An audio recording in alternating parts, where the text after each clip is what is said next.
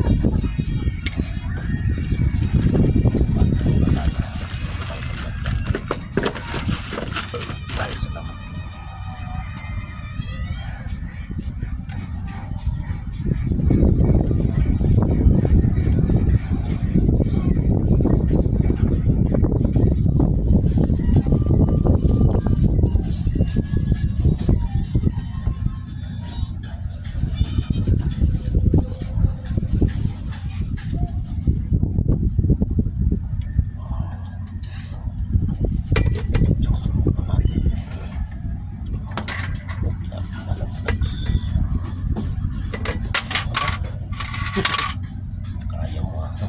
Ang galing mo. Maluwag yung saksakan. Sabi mo. Sarali para magalan natin bakit para linis na linis.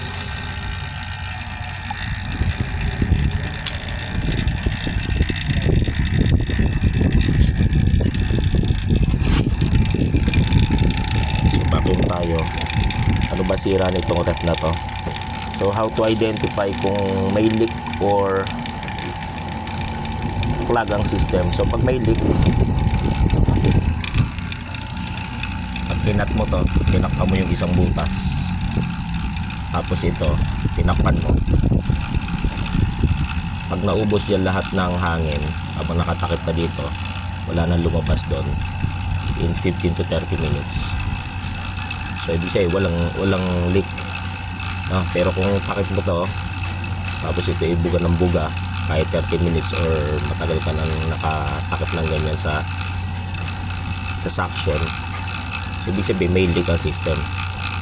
And then isa pa, ano pa ba para malaman na leakage ang problema? Pag leakage, ginagamit mo yung ref mo and then habang tumatagal minipis ang yelo hanggang sa mawala. So leakage yun. Pero kung ginagamit mo ito and then paggabi halimbawa umalis ka okay and then pagbalik mo wala na, ayun ang umandar, ayun ang possible na naklag kasi biglaan ano. So ganun lang pag-identify. So ang case nito, clog yung system niya. So ngayon pinashing na natin, binabacuum naman natin.